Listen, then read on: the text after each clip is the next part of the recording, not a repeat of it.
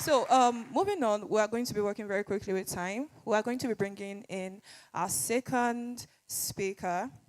She is a filmmaker and a documentary photographer. So, for the next 30 minutes, she will be speaking on the essence of documentary photography and gender dynamics. Please, let's give a round of applause for Madam Yvonne Etinosa.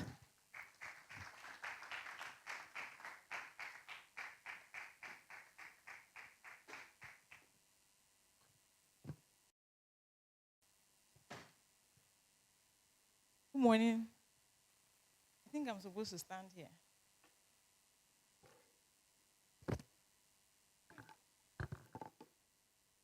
All right. How you doing? Thank you so much, Wally, for inviting me. Lovely to be here. My name is Etinosa Yvonne. I am a documentary photographer and multidisciplinary artist, and I like the title of filmmaker. I actually like it because I am tending towards going into filmmaking. I'm based in Abuja, and I came in from Abuja yesterday. Can I just ask how this works? Oh, okay, cool. All right, I think it's fairly straightforward.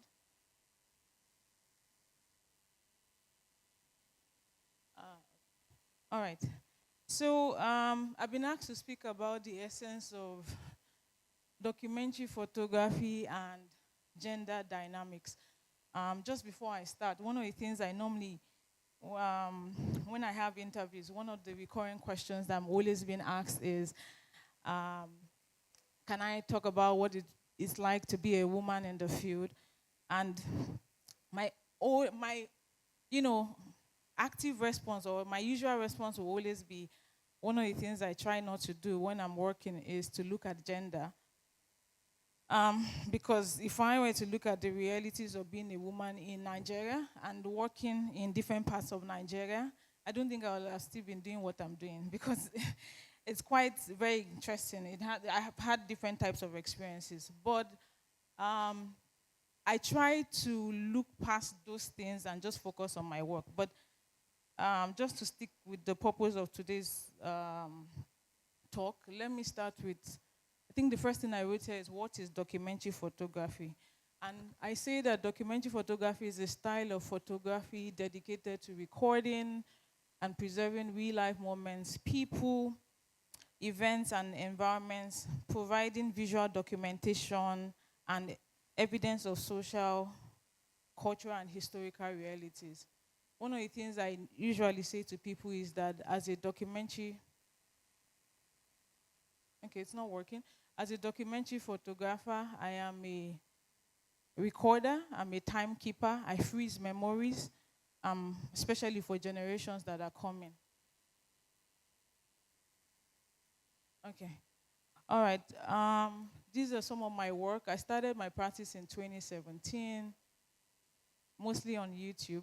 I started to learn on YouTube. I am a trained theater artist, but I started learning about documentary photography in 2017 on YouTube. I started practicing, and over the years, I've been going. Beyond documentary photography, my main thing is I call myself a documentary photographer, but the way that I present my work might not only be documenting realities, but also, shall I say, recreating or conceptualizing realities. Some of the works that are here are my works from different projects that I've worked on, whether it's commission projects or personal projects. In terms of when we look at the definition that I gave about providing visual documentation of evidence of social, cultural, and historical realities, these are, I think I have two images here from my work during the NSANS protest in 2020. This was in Abuja. I stay in Abuja, and I was documenting the protest in Abuja. And then you can see this is visual evidence of the protest. And then you also see what the protest led to. So I'm sure some of you might remember there was large outbreak of people stealing, I don't know if we use the word stealing, but taking materials, breaking into some of these stores where they had this car COVID, what things that were supposed to be shared, but unfortunately were kept by the governors. I was going on a road trip with some colleagues. I think we did about 7 states in less than a week. And this should be when we were leaving Adamawa. And then there was traffic. We were stuck in traffic for like 4 hours. Then I found out that there was a warehouse where these items were kept and people had broken into it. And I took some images of it at the time. And yeah, this is documentation of Lagos. If you've been to Lagos, a lot of photographers have this type of images. This is somewhere in Lagos Island. All right, so we go straight to the talk. How does gender influence the practice of and reception of documentary photography projects? I coined this from the brief that Babawale shared with me, which should be my talking points for today's conversation. I have drafted 4 points that I will be sort of highlighting. I'm going to use my project to talk through these 4 points. So I hope I will try to remind myself to go back and forth with the slides, because when I start talking, I might forget to do that. But I'm going to look at it from approach, access, challenges, reception. So under approach, looking at does gender affect the approaches to tell stories? And under access, we say, does gender influence access to certain people and communities? What challenges do women face while working on documentary projects? And how do audiences respond to work by female photographers? So, to start to my approach, I'm going to start with I have 2 projects here that I will be talking about. One is Unboxed, which is this one. The other one is All in My Head, which is a project that, my wonderful project. So Unboxed is the lovely project that I started in 2019. I explored the ever-changing perception of masculinity as it relates to the outward appearance of men, as well as the limitations that society puts on them, which often restricts their expression. I started the project in 2019 after observing the rise of men using pink lip balm on their lips. I found that very interesting, and I was like, oh, why are they using pink lip balm? What's this trend? Initially, when I conceptualized the idea of the project, or when I picked up an interest in the project, I was saying, okay, I would like to understand the grooming culture of men. How do they take care of themselves, and what conversations, because I noticed as a society, especially in Nigerian society, I will speak as a Nigerian, there is a lot of pressure on women to look good and look a certain way. But I think that men are allowed to look the way they look. But then I find that, I think regarding the use of pink lip balm, I was like, okay, that's actually very different from, not very different, but it was just a growing trend I was curious about. And when I started having conversations with some of these men, I find that just for the simple act of taking care of themselves, their sexuality is questioned, their personality is questioned. I'm not talking, for this project, I have interviewed both straight men, gay men, different types of people, but even up to the straight men who just like to look good for the sake of looking good, they are being mocked, they are being laughed at because they just want to look good, they want to groom themselves, they take time. Although now in Abuja, I don't know if it's all around Lagos, we're seeing more salons that have they do, what do you call it, pedicure, manicure. These were not things that we're seeing growing up. So it's something that I took interest in. I started to have conversations. It's a project that takes place in a studio. Now, talking about the approach, for me as a woman, it's kind of interesting working on this project because, first and foremost, I think a lot of the men, the way that I approach the men, number one, these are not men I know from anywhere. Some of these men, I met them on the road. They just looked good. They looked very interesting, and I go to them. I say, hi, my name is Etinosa. I'm a documentary photographer. I'm working on this project. Will you like to join me? Will you be interested in me spending time to talk to you? I would like to photograph you for the project. When I started the project in 2019, I wasn't using a studio. I was actually going to the people's houses. And then when we talk about safety, at some point I had to tell myself the truth. It wasn't safe for me to go to strangers' houses, men's houses, and just start photographing them. So I met a guy, I think his picture is somewhere, and he asked me, I would like to participate in your project, but I would like to be in a studio. You cannot photograph me in my house. And because of that conversation with the young man, I decided, okay, I'm going to start to use the studio for the project. And I think it just sort of gave it uniformity, because with the house, one of the challenges I had in terms of the visual, the aesthetics, it was lacking, because I remember somebody's house I went to, and it was very unkempt, and I was and then some of the places, some houses looked better than others, but with the studio I could control the aesthetics. I could, I could do everything to make that, to have that uniform look. So when it comes to approach, one of the things I found that as a woman, these men, a lot of the men I'd interviewed had never been to a studio to photograph themselves or to do anything. In fact, there was this guy who felt very like, it's like a woman's thing. And I was like, what does gender have to do with photographing yourself, coming into a studio, looking good? I normally would sort of put powder on their face, just make them look, sometimes they come in, they're looking oily. But one thing I found out, by the time they're leaving the studio, they're all happy. They're like, oh, when are we doing this again? I'm like, we're not doing it again. We've done it once, get the hell out of here.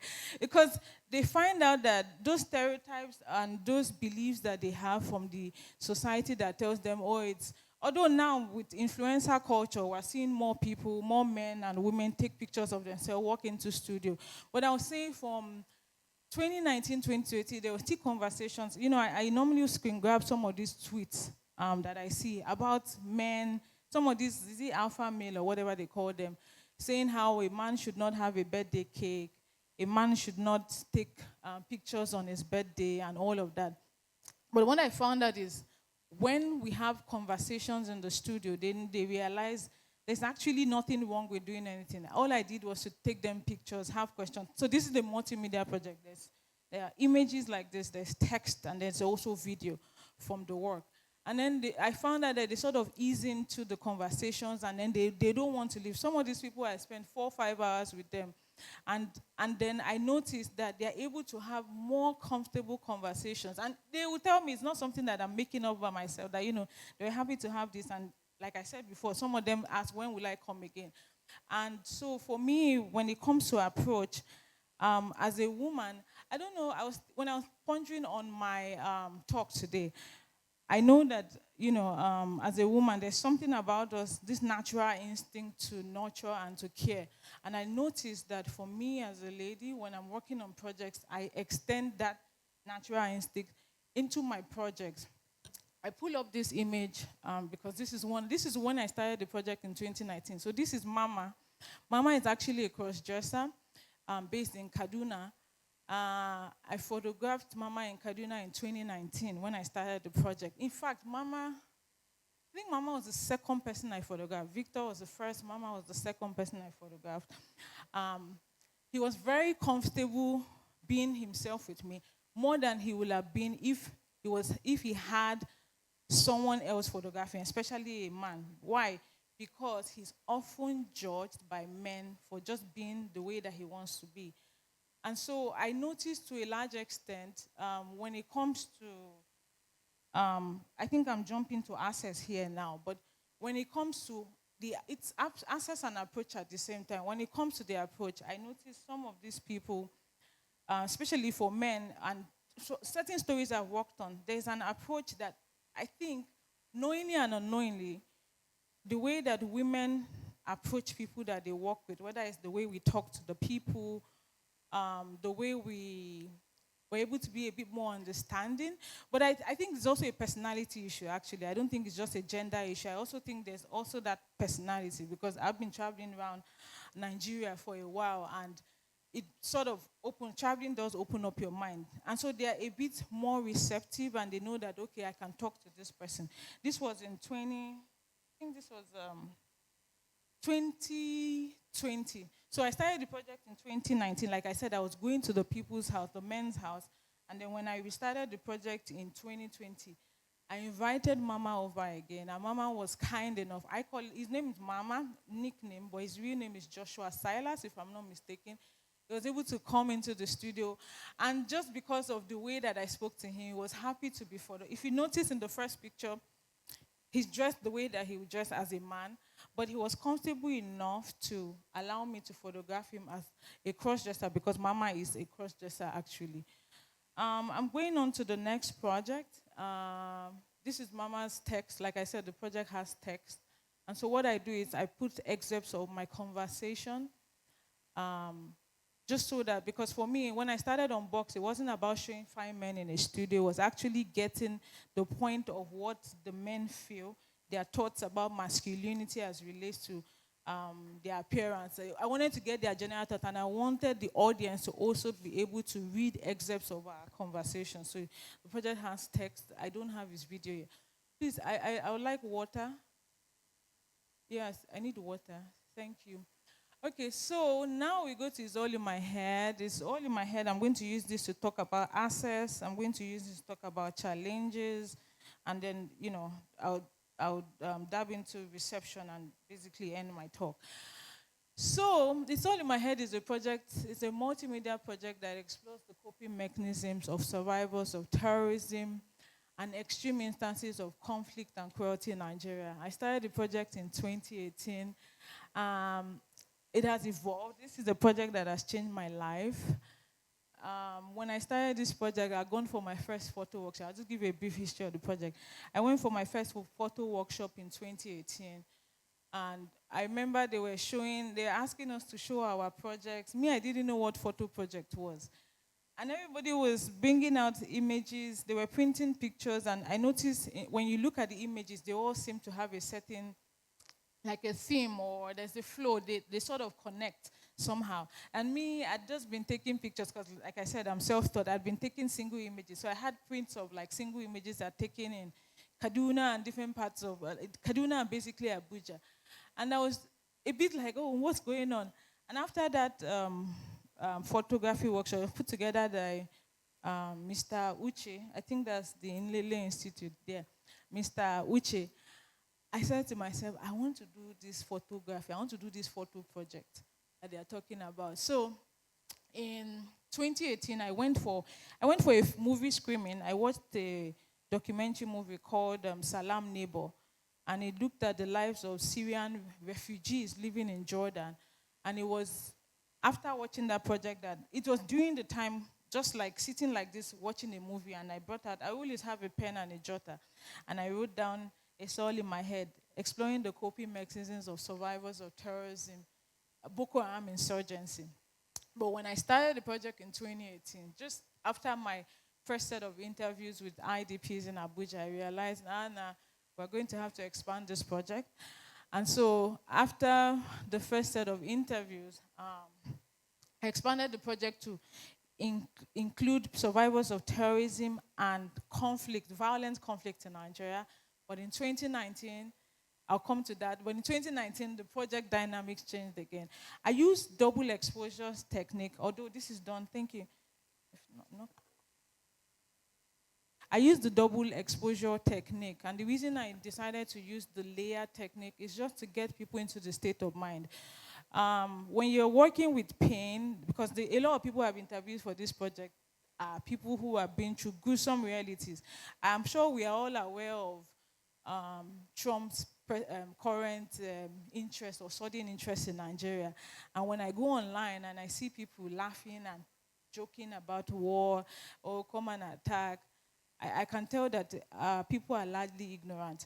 I have been opportuned to work with lots of IDPs in Nigeria, to work with a lot of people who have been displaced. And I tell you, war is not good for anybody at any time. So those who are joking about war or thinking that it's a good thing, I always tell people, the problem with war is that you know the day it starts, you don't know the day it ends. That's just the problem. So this idea of whatever it is that is happening in Nigeria, quite understood.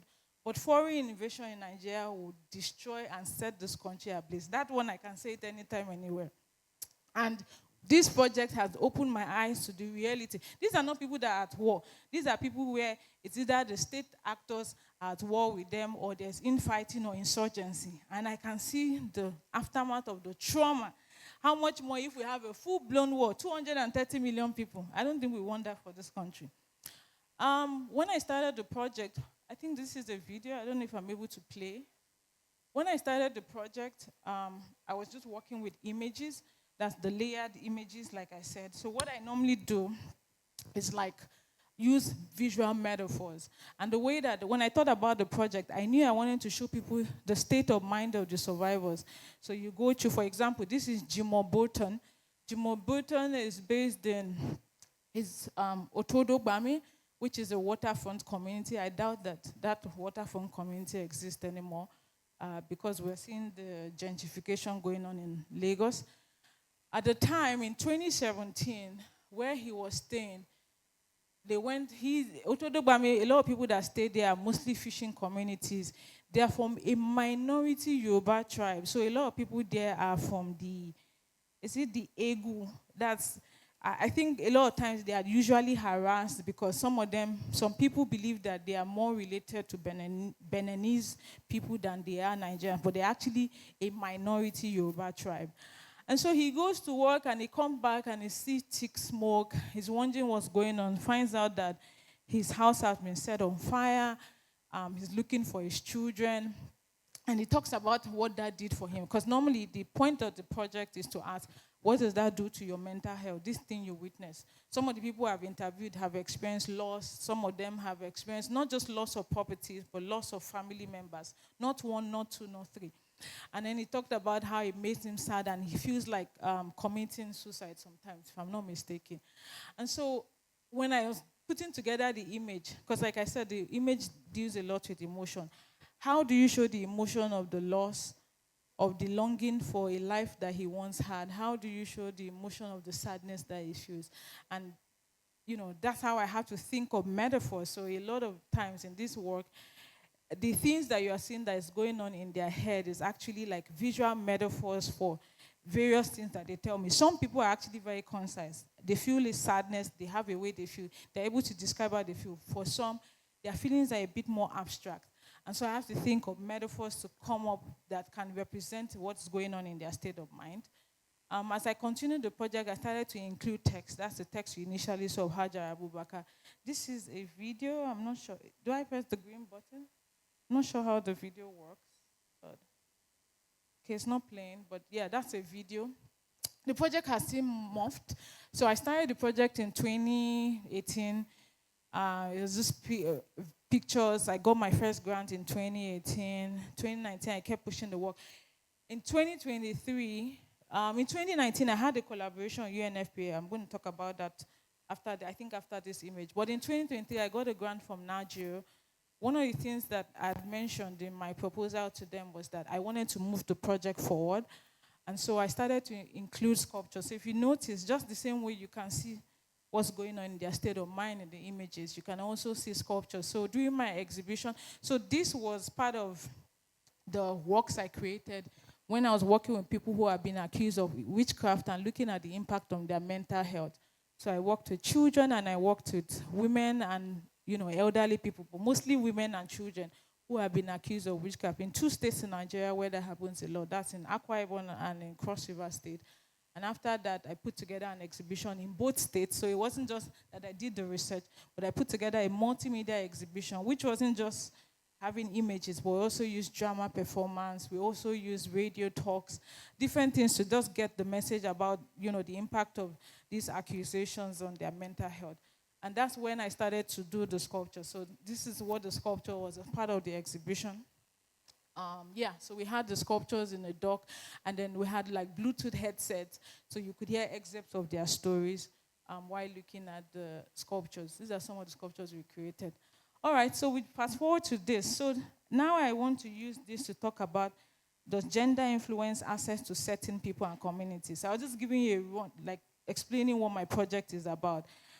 So in 2019, UNFPA New York reached out to me that, they were going to do something for the 2020 16 days of activism against gender-based violence. And then they asked that we collaborate using the same, they wanted me to create images, to look at the impact, the psychological impact of gender-based violence on women and girls in northern Nigeria, but we're using Borno State as a case study. So we wanted to look at the psychological impact of gender-based violence, not just in northern Nigeria, but of people in conflict zones. So we decided to work in Borno State.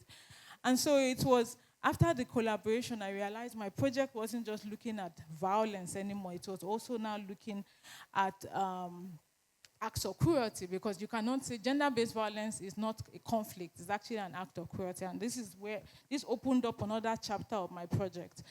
And I would say that this is where gender comes in. The working on gender-based violence to an extent, especially in a society like Nigeria that is largely patriarchal, it would be very hypocritical to a very large extent to have commissioned a man. I mean, it's okay to disagree, but it would have been very hypocritical for them to have commissioned a man to go and speak to girls and women to understand gender-based violence. Why? Because you see, women are the ones that are the receiving end of gender-based violence. This is not to say that men in Nigeria do not go through gender-based violence, are not abused, whether sexually, physically, or otherwise. But we know that the larger percentage of people who are victims of GBV in Nigeria are women, especially for conflict zones. Now, the first image you see of this lady is Jamila. Jamila's first husband was killed by Boko Haram insurgents, and then Jamila is a pseudonym, so we didn't use their real names for this chapter of the project. We used their pseudonyms. We gave them a pseudonym.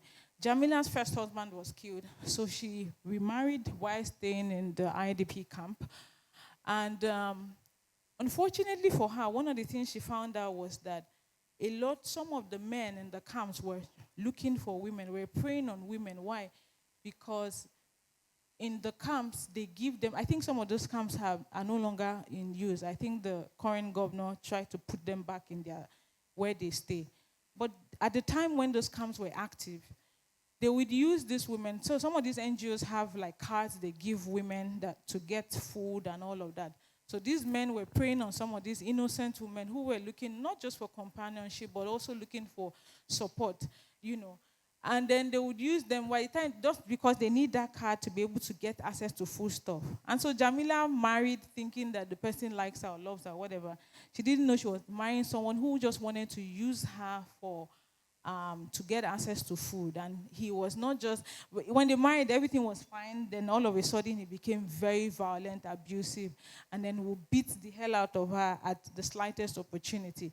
In fact, doing this project, it made me realize how when there's insurgency or insecurity, when, for example, we're seeing what's going on in Sudan, in Gaza, and all of these places, I can assure you that if you speak to a lot of these people at the camps, women are at the receiving end. Because I remember some of the women I interviewed, they talked about how their husband was doing very well. They were fine, they were not beating them, but they noticed that immediately they started living in the IDP camps, they started to become violent, they started to become aggressive. So they are taking out the frustration of, while trying to process their current realities, taking out the frustration on the women. And it is collaborations like this and having in-depth conversations. These are the kind of conversations that you can only have. The things that the women were sharing with me, they shared with me because I'm also a woman and I can relate to some of the things they have said. So in this kind of aspect, gender does influence. These are one of the shall I say, this kind of subject matter, you say that, okay, like I said before, maybe I've seen commissions where a man is asked to go and photograph a story on menstruation.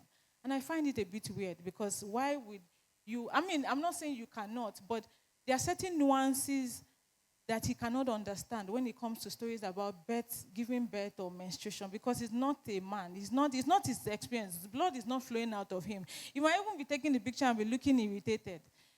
Because it's not something you understand. So yes, to a large extent, gender can influence access to certain people and community. And should to an extent, I do think that women, we have a way that we are able to share more stories. I remember Aisha's picture, her pseudonym. One of the reasons I pulled up her pictures because when she was kidnapped by Boko Haram when she was 12 years old, and it was while in the Sambisa that she started seeing her menstruation. And imagine you doing that kind of interview. If it was a male journalist, the last thing on his mind is, when did you start seeing your period? But that came to my head because when she was recounting stories of the abuse, the sexual assault, the kind of hardship they go through in the forest, then I said, when did you start to see your period? And she was like, one day she was there, she just noticed blood. She didn't understand what was happening. It was an elderly woman who was also who was also kidnapped or abducted by the insurgents that told her that this thing you are saying, you are going to be seeing it every month now. Then gave her a rag and cleaned her up and told her that it's going to keep coming. So at this point, I had to have those kind of conversations to understand what they went through during their time in captivity and how that has impacted their mental health. But this is not to dismiss any man, but I assure you that if it wasn't for me being someone that is a woman and goes through that, I could think of that nuance of how did you navigate being a teenager, being abducted, being forced to have sex with an older man, and then finding out that you are menstruating while in captivity. So to a very large extent, I will say that it does influence access to certain people. Another talking point I wanted to give is that me as a woman, I also had challenges based on this is her text. Okay, her name is Hawa. This is my text from Hawa when she was 12 years. One of the things I find out is that sometimes I go to places, and I guess I'll talk about that when I start talking about challenges. I'll go to places and they would, I remember in Zaria, I went to see a chief in Miangwa, and I was not wearing like a tight fitted dress. And the man looked at me from head to toe and said, if not that they told me that you came to look for me in the morning, I would have told you to get out of my palace. Why? Because he said I wasn't dressed appropriately. And this is, if courage goes to the north, he doesn't need to think of what to wear. But in certain regions of Nigeria, I have to look a certain way. I would never look like this if I was going on field work in certain parts of Nigeria. It will never happen. I call them my ugly clothes. I look a certain way, and that is number one, because I don't want anybody to send me out of their space. Number two, because I'm often sexualized while on the field. It has happened several times, not once, not twice. I can't count. It's an organization, even while working on the UNFPA collaboration. The next thing you find out that the person assigned to you to take you around the place is trying to ask you out or something, and you're like, are we serious at all? I'm here for work. You're thinking of my bum. Like, what is that about? And I'm even properly clothed, though. I'm not even wearing show body or anything. You are still looking at my bum, as ugly as I look on the field. These are some of the challenges that I actually, and I'm sure it's not only me. Whenever I'm with I was telling Courage that one of my colleagues asked me that, how do you protect yourself? I know I'm skipping, and I'll still come back to that. And I was like, I always have a monopod sometimes, because too many times you can be on the field. And the way that I work, I've been fortunate to go to some of the farthest places in Nigeria that I wonder what I was doing there. I've been stopped, whether by DSS, by different people. And then you find yourself that you are in the field with a man you don't know anything about. And before you know it, they start making suggestive comments. So I have to have something so that if you are moving mad, before anything happens, at least you will collect from me. I will beat the hell out of you first. Then we'll fight. So I will not just go down like that. Going back to my conversations on gender, I wanted to bring up this. This is the chapter of my project that looks at the impact of witchcraft accusations on the mental health of people. These two women were sisters from Boki in Cross River State. I met their daughter in 2023 doing my research in Cross River. They were both killed, and when I say killed, they were gruesomely murdered, beaten. This woman was 80-something, if I'm not mistaken, 78. When they beat, like if you see the video, it was gruesome. They beat them, they called them witches. They beat the hell out of them. And then this other woman, she was set on fire. They beat her, they dragged her from her house, beat her, they set her on fire, recorded it. Unfortunately, her daughter witnessed it. So one of the things I did during my exhibition was to find out people who were accused of witchcraft, wanted to honor them in the exhibition. So I took images from their family members, reworked it, and I had a condolence register where people shared their thoughts. But here's the main story. So the last image you saw, that's the image of Martina Itabo. This is her daughter. This is Vivian. Then the other images you saw, the woman on yellow, if you remember, this is her daughter. That's, can you imagine? She just texted me the other day. Madam Victoria. That's Madam Victoria. Then the woman in the middle, Madam Kubwa, Lady Kubwa, she was also accused of witchcraft. So in 2023, when Vivian's mom was killed, I was in Jos working on my project, putting together the project, when I was called that they just killed somebody, June 13th, if I'm not mistaken. And I was like, oh my God, this thing, we're still trying to battle this thing and it's still happening. They did not, it's not even just that they killed the persons, the way that and manner in which it happened. So I reached out to them. I was collaborating with an NGO, and I said, you know what? Why don't we bring these two women together? Victoria had somehow had 1 year to heal a bit from the trauma that she witnessed after her mom was killed. Why don't we introduce Vivian to Victoria? And so what I did, I paid for like it wasn't like a, what do you call this? Like a physiotherapy session or psychology session or whatever. But it was just bringing them together to sit down and talk. So for like a month, we test ran it. They just sat down. I would send transport allowance, feeding allowance, and every month they would sit, they would talk. Every month they would sit, they would talk. And by the end of the session, to this day, they are still very good friends. It helped Vivian a lot because this lady was depressed and suicidal because she actually witnessed her mom being set on fire. And then it showed me how powerful it is, the connection that I had. Because for me, as a human being, as a woman, after having, I've done so many interviews, I've spoken to so many people, I could immediately relate to what Vivian was experiencing psychologically. Lady Kubwa, you see here, just yesterday I spoke to her daughter.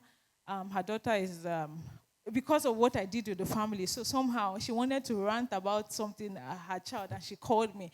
We've somehow been able to build a friendship beyond, even after the exhibition. This picture you are seeing was in 2023. So what I did for all of the victims and their family members who survived witchcraft accusation was I put them in a resort. We got trained psychotherapists to have 2 days group counseling with them and a 1-day counseling with them at the resort, and just to form and foster partnership. These are some of the things that can happen when somebody who sort of connects.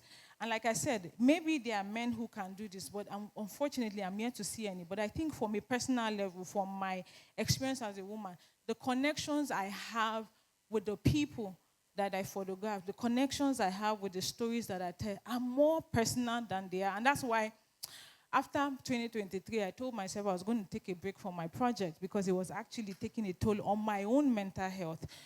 Having to become someone where people were dumping their trauma on. Now I'm going to go to challenges. That's it about gender influence, access to people and communities. I want to talk about challenges. I would say, this is a picture I took yesterday in my room, my hotel room. I was sitting down, somebody started trying to open the door or knock, and I said, who is there? It's like, open the door. I said, who are you looking for? And then he's like, open the door, it's me. I said, it's not you. He said, how do you know it's not me? I said, because it's not you. Abby, do I have anybody I'm here? I'm looking for. Then later I heard him say, oh. Then he goes back and he walks away. Why? It's one of these, this new business people are now doing in this Edo state, this new economy, the Yahoo economy. Now they're everywhere. In every hotel you see them, except for the likes of Protea and Radisson Blue. They can never be there. But in every hotel in this Benin, they are there. They are literally, and I know I might sound obscene, but I'm actually an Edo person. I'm so disappointed in what's going on. They are there, and I think they have this idea that once a girl is in a hotel, I don't really know what they think in their head, because I've experienced this more than once. This is one of the issues that I experience when I'm in hotels. I've done this. I was telling Courage, I've done this. There are some hotels I stay in, I have to put like the chair. Like if the chair is high enough to get to the handle, I put the chair to wedge it. Because a lot of times, people, I don't even know the intention. If it's that they actually lost their way or they genuinely want to hear the voice of the person in the room. It's one of the challenges I face on the field, whether it's being in the hotel, being on the field. I already gave you people examples of how I have to dress, how I have to, a lot of times when people are making suggestive remarks, I have to stay away from that conversation because, I don't want to lead it to another thing. So I just bring another topic to get the person's mind off it. But I would say that being a woman, navigating the documentary space, doing field work, I personally, Unbox is the only project I do in a studio. All my projects are all in the field. I'm always traveling.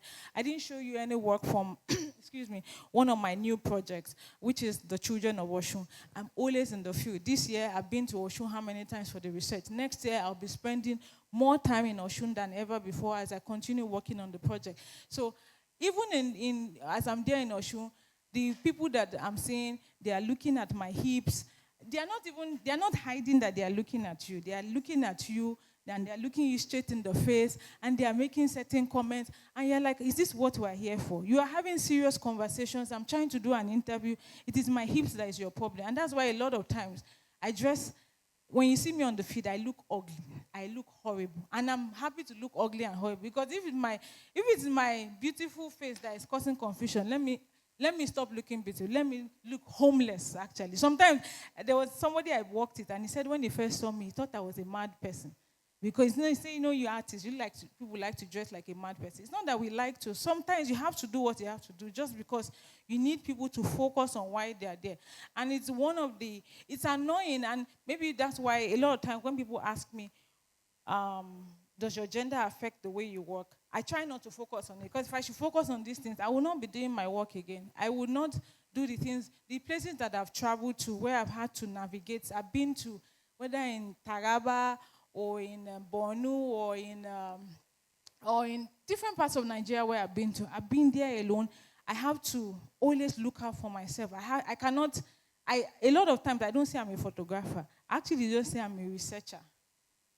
You rarely hear me say I'm a photographer. The first thing you say, I'm a researcher. I have to have gone back there, or maybe I've met somebody of high authority before I actually open up to them, because I'm not sure what they are thinking because of the way they are even looking at you. So the challenges that we face on the field, I would say for myself and for other colleagues who I know, sometimes you're not even taken seriously. It wasn't up until I finished putting together my project. I remember there's an experience I had in Akwa Ibom, where during my exhibition, we're trying to get people to come, and I was being threatened. Like, who are you to come and tell us what is happening? They don't like to talk about witchcraft in Akwa Ibom, even if they genuinely do kill people for witchcraft. It's something they don't like to talk about openly. They threatening me. I had to shout. A lot of times, me myself, I used to fight. I used to be Agbe sometimes. Like, you cannot fight me. And I've had to do it several times. Because in this country, let me just tell you, for those of you women like me who are interested in photography, filmmaking, it's not every time you do soft girl. That one, leave it for your man. If you enter street like this, as they are giving you, give them. Sometimes you'll be meek, sometimes you'll be agbe. And it has worked for me. I know when to change it for you. Like, if it's time to be quiet, I'll be quiet.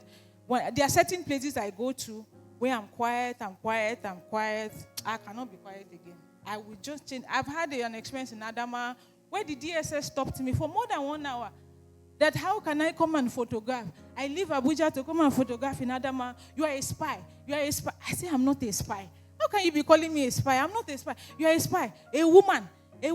We have not seen this before. If you have not seen it before, I'm the first person you have seen.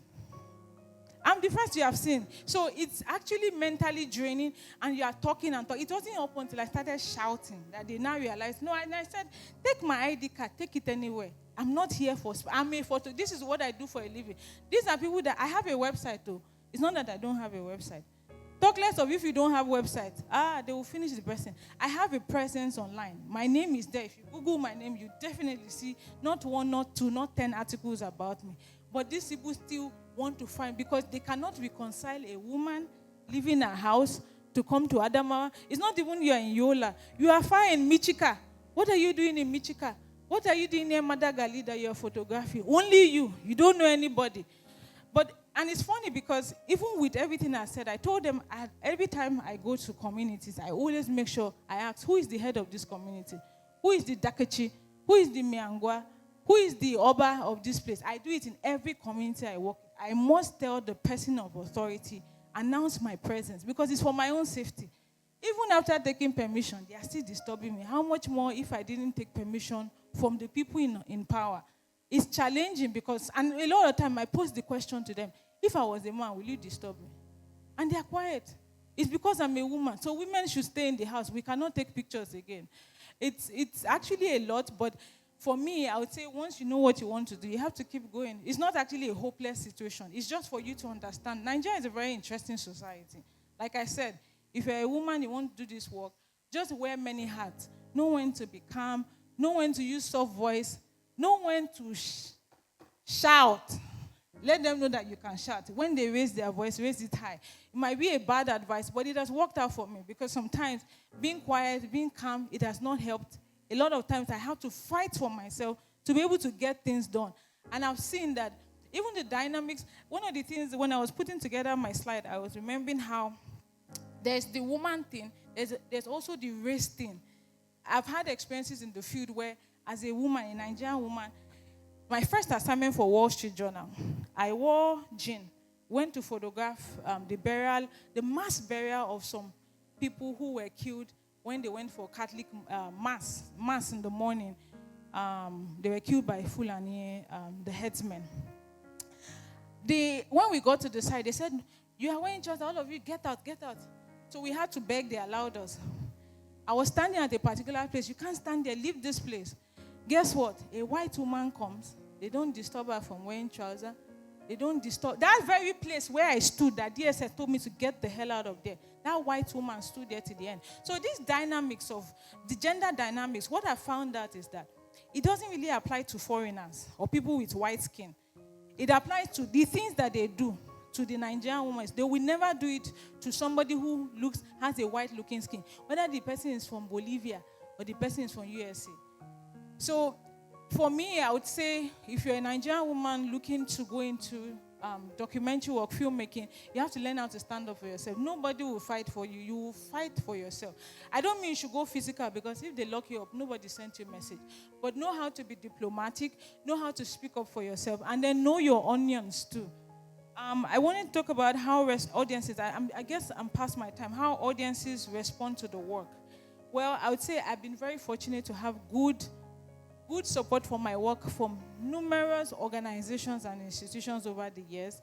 I do not think that my gender has affected. Maybe it has only made things really good for me.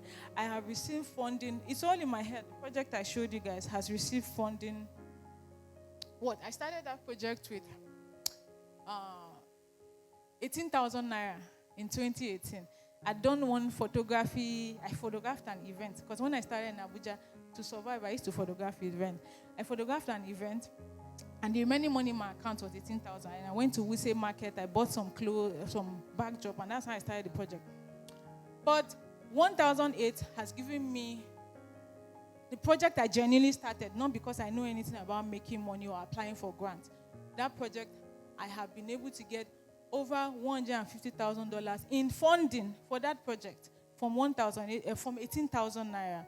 So definitely, I'm not going to come here and lie to you and say, "Oh, my work, they didn't receive it." No, I've been fortunate to be shown, whether in biennales or exhibitions, and get funding for my work. So I think when it comes to the response for the work, I would say it's really about the work. I don't think that people will look at you and say, "Oh, you're a woman who will not show your work." No. What is the work? Is it solid? Is it good? Does it see anything? Or is it just mediocre work? Are you creating work because it's trendy? Or are you creating work that can last generations? What work are you doing? How are you showing the work? Can you speak about the work? Can you articulate your thoughts on the work? Is the work going to have an impact? As far as the work is good, that one knows no gender barrier. It's just to create good work and work that can outlive you. And that's all I want to say. Thank you so much.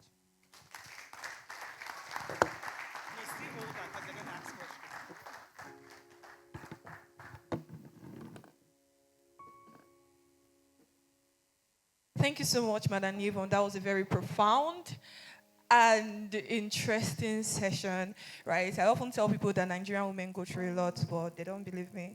Most of these things are actually very overlooked, but thank you for bringing them to light. Thank you for, spotlighting on the struggles we face as creatives and as ordinary women. So we'll be moving quickly into our question sessions. I'm very sure that you have jotted down your questions. So we'll be taking a few questions before we get to the next speaker. Okay, so any questions so far, or? Okay, thank you very much, sir. multi.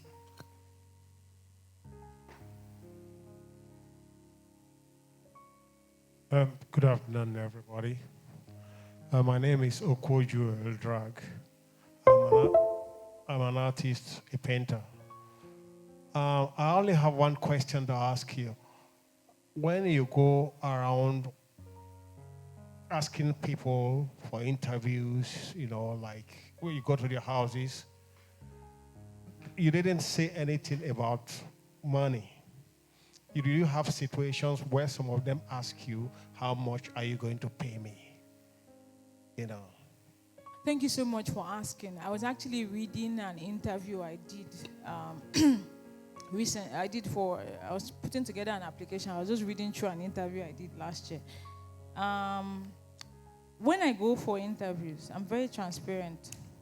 The monies that I mentioned that I've gotten for my project is not money that I used to buy fine clothes. It's money towards funding travel. Projects are very expensive, very, very expensive. My project that I've spent 2024 and 2025, I used it to do my research for the project I want to work on about Oshun devotees. So far, it has cost me over 12 million naira. I'm not doing the project. I'm just researching. I'm just traveling. I'm just for logistics. Flights are expensive. Everything is expensive. So I'm very transparent. Can you hear me? Can you hear me? No, I'm coming. I've not answered your question yet. No. I've not answered your question. I'm just telling you, I like to take people on a journey. When it comes to money, they will ask you for money. Okay, so number one, when I found out, it's very different. In the northern part of Nigeria, money conversation doesn't happen. Oh my God, it's lovely. You rarely hear people ask you, oh, how much are you going to pay? But when I started to go to Oshun, as in, are you giving me money? Then I said, no, I'm not giving you money because you see, I'm a photographer. I'm not giving you money. I don't talk. I tell them straight to the point. So if you don't want money, if you're expecting money from me, no, I'm not going to offer you money. However, because I'm someone who appreciates people's time, I believe that you see all those men in Unbox that I showed to you. I make sure that for their 4 or 5 hours, I've taken time out of their busy schedule. I think one of the things why we don't value time in Nigeria because we don't earn per hour. I always say if we do the per hour model in Nigeria, this one that people will be entitled to your money, they won't be entitled. That's why you see Nigerians, when they leave the country, they don't give out money. Because you're saying, do you know how many hours I put in to get this money I'm about to give you? So one of the things I do is, when I'm leaving, if you give me an audience, you allow me to do my interviews. When I'm leaving, I'll say, oh my God, this is for your bread. We couldn't buy bread for you. Because if I were going to do the interview in an eatery, I'll buy you food, right? So can you take this one to buy food? Or can you use this for your transportation back to your house? Even if I'm in their house, I'm going to appreciate them for their time. But I'm not paying you. I'm saying, you know what? I took your time. The least I can buy for you is a cup of tea and bread or a plate of rice. So this is equivalent to buying rice and chicken republic. So please, you can have this. Thank you so much for your time. But to think that I will pay you for interview. In fact, the minute that you're asking me for money, because the problem with giving people money for interviews, they can lie to you. Once they know that they are going to pay you, something that didn't happen, they would, what's that word? Exaggerate the story. They will add pepper, they will add bole, they will add butter into the story. So if you have a photojournalism background, or you know that if you want to get truth from people, don't offer them money. Money would change the truth. So I don't offer money. But when I'm done, it always comes as a surprise to them.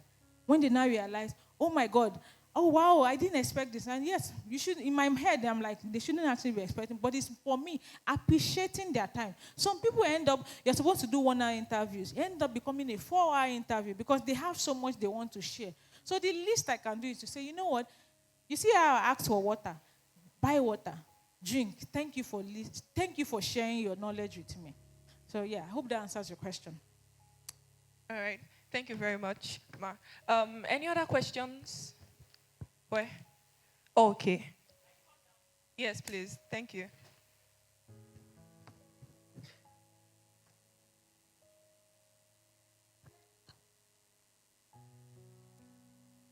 Okay. Is there a spare mic there? Okay, you can have your spare.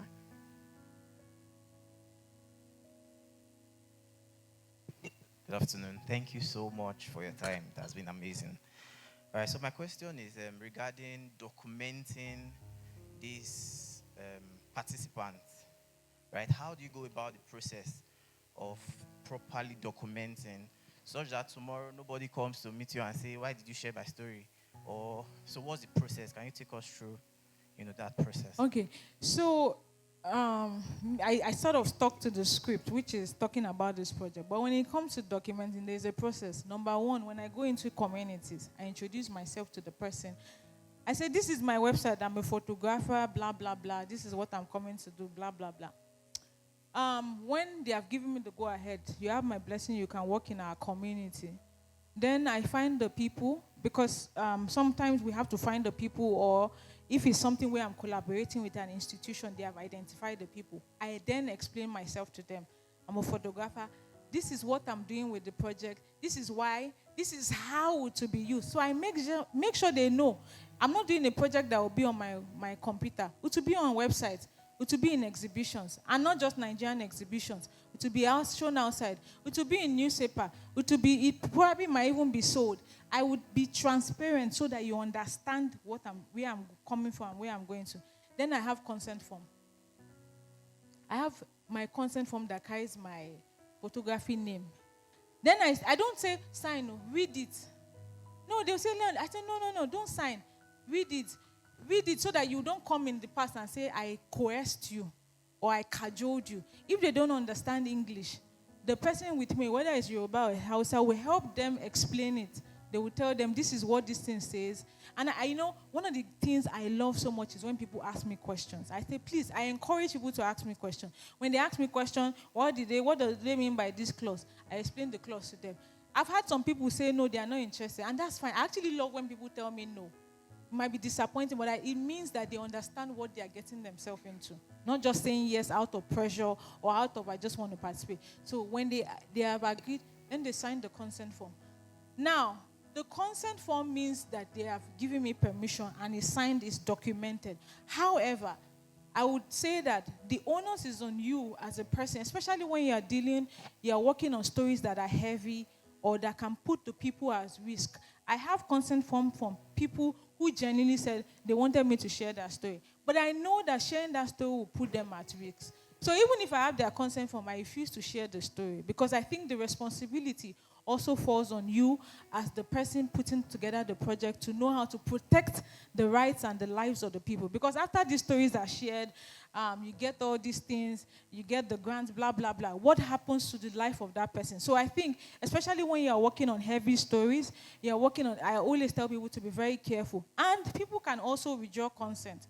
I think there's a lot of conversation around people withdrawing consent. So somebody's yes today can be a no tomorrow. And even if they are signed, they have the right to say, I no longer want to participate. And that's okay.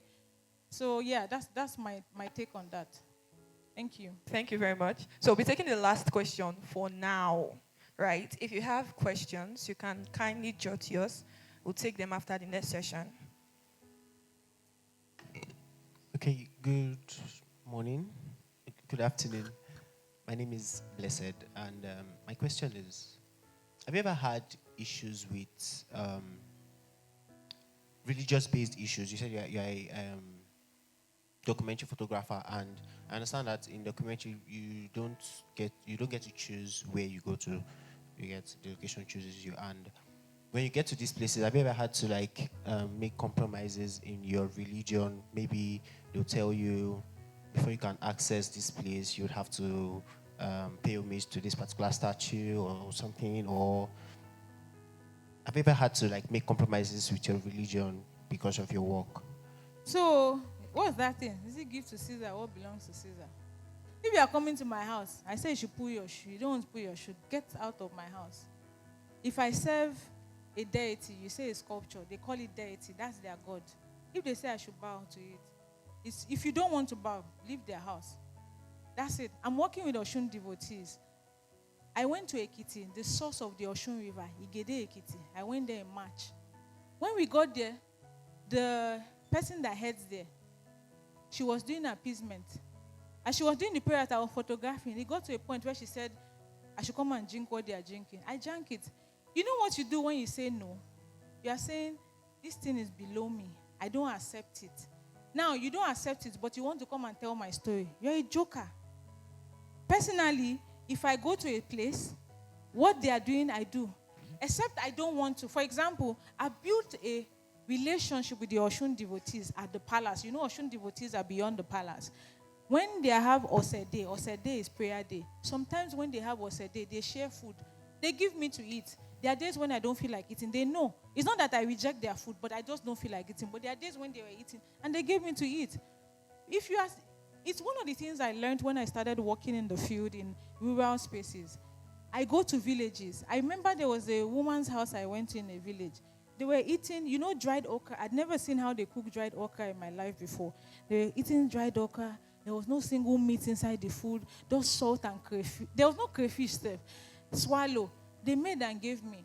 If I had rejected that food, that family would feel rejected. It would have felt like I was looking down on them. I ate that food. When I started researching in the camp in 2017, when I was learning photography, I was thirsty. Just the way I was thirsty here. They carried water from rainwater. They brought it from the cup. They gave me. I drank it. I saw them. They looked at me. Why? They were actually not expecting me to drink that water. I drank it. You know why? I'm saying I actually don't look down on you. I'm here because we are all the same. I'm here to tell your story. If I'm here to tell your story and I don't want to eat your food, how will you feel? So, first and foremost, out of respect, I will never even call that thing to their face. I will not say, you are worshiping that stature. Whatever they call it, I address it as how they call it. Out of respect, they pull their shoe. If you go to the Oshun Grove, you get to the point. Not when, a lot of times people only come when there's Oshun, what do you call it? The festival. I go there even after the festival. You remove your shoe at some point. I remove my own too. When you want to enter the palace, you say when you want to enter where they keep Oshun, you remove your scarf. I remove my scarf. You have to behave like how people behave. If you want access to them, I want to tell your story and I want to say, oh, you are worshiping it. No.